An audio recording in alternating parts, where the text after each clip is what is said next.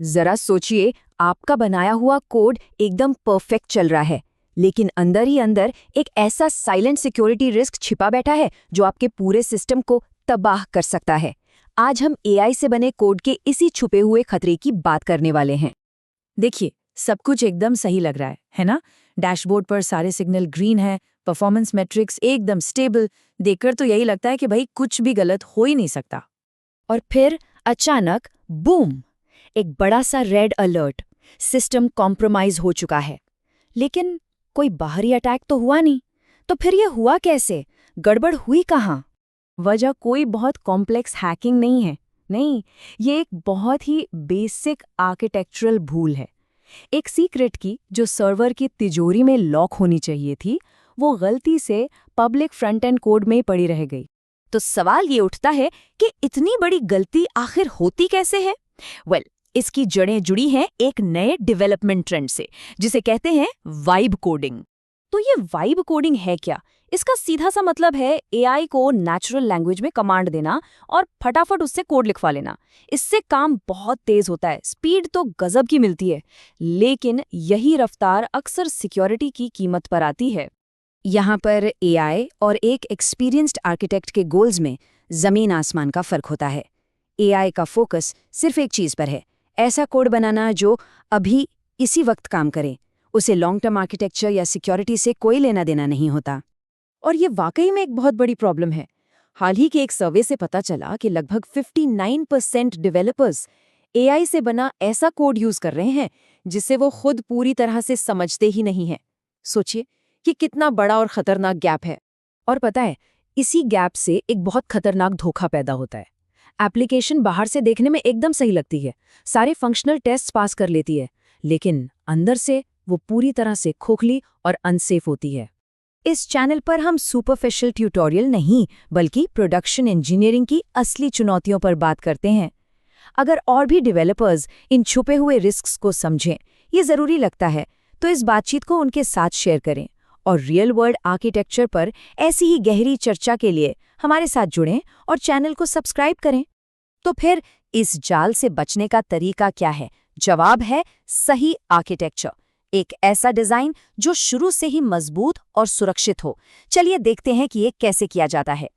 इसका सबसे सिंपल नियम पता है क्या है?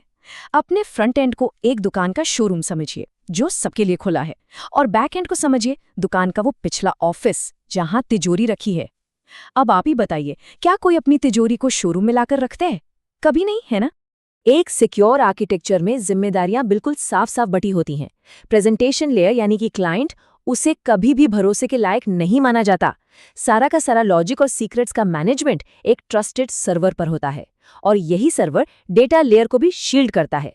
यही वो ट्रस्ट बाउंड्री है जिसे एआई अक्सर लांघ जाता है।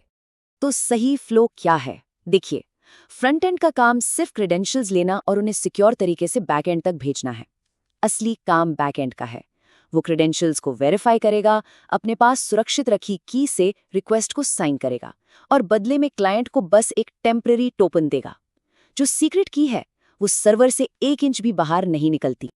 ये बात गांठ बांध लेनी चाहिए। फ्रंट एंड एप्लीकेशंस डिजाइन से ही पब्लिक होती हैं। उनमें रखा गया कोई भी सीक्रेट हर यूजर और हर अटैकर के लिए एक खुली किताब की तरह है। इसका सिर्फ और सिर्फ एक ही सोल्यूशन है, सीक्रेट्स को एक सेफ, कंट्रोल्ड सर्वर पर रखना।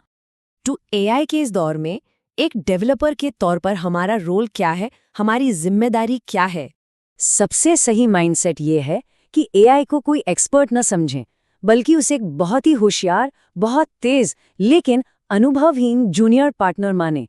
वो कोड तो फटाफट लिख देगा, लेकिन उसके काम को अच्छी तरह से रिव्यू करना ये हमेशा हमेशा सीनियर यानी हमारी जिम्मेदारी होगी। इसका सीधा सा मतलब है कि हमारा काम, एक डेवलपर का काम, अब बदल रहा है।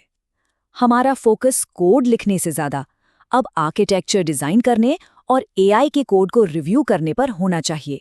समझिए, हम अब कोड टाइपिस्ट नहीं, सिस्टम के आर्किटेक्ट बन रहे हैं। और कुछ जिम्मेदारियां ऐसी हैं जो सिर्फ और सिर्फ इंसान ही निभा सकते हैं, जैसे कि ट्रस्ट बाउंड्रीज डिफाइन करना, सीक्रेट्स को प्रोटेक्ट करना, हर इनकमिंग रिक्वेस्ट को वैलिडेट करना और पूरे सिस्टम के आर्किटेक्चर की ओनरशिप लेना। ये वो काम है जो एआई को कभी कभी नहीं दिए जा सकते। सिस्टम के असली गेटकीपर हम ही हैं। तो इस पूरे सबक को समेटने के लिए चलिए एक बार फिर से हमारे शुरुआती सिनेरियो पर वापस चलते हैं। वो ब्रीच इसलिए नहीं हुआ कि अटैकर कोई जीनियस था। नहीं, वो इसलिए हुआ क्योंकि सिस्टम का आर्किटेक्चर ही कमजोर था। एक ऐसा आर्किटेक्चर जिसने पब्लिक ब्राउज़र पर भरोसा कर लिया और उसे वो सीक्रेट थमा दिया जो उसके पास कभी किसी हालत में नहीं होना चाहिए था। तो आखिर में सवाल यही है, आपका एआई असिस्टेंट कोड तो लिख रहा है, लेकिन उस कोड में, उस सिस्टम में ट्रस्ट कौन डिजाइन कर रहा है? याद रखिए, एआई डेवलपमेंट को तेज कर सकता है, लेकिन आर्किटेक्चरल समझदारी और क्रिटिकल सोच को रिप्लेस नहीं कर सकता। वो काम हमारा है। अगर इस चर्चा से कोई ज़रूरी बात सीखने को मिली हो तो इसे लाइक करें और इसे बाकी डेवलपर्स के साथ भी शेयर करें, ताकि हम सब मिलकर ज़्यादा सिक्योर सॉफ्टवेयर बना सकें। हमारे साथ जुड़ने के लिए धन्यवाद।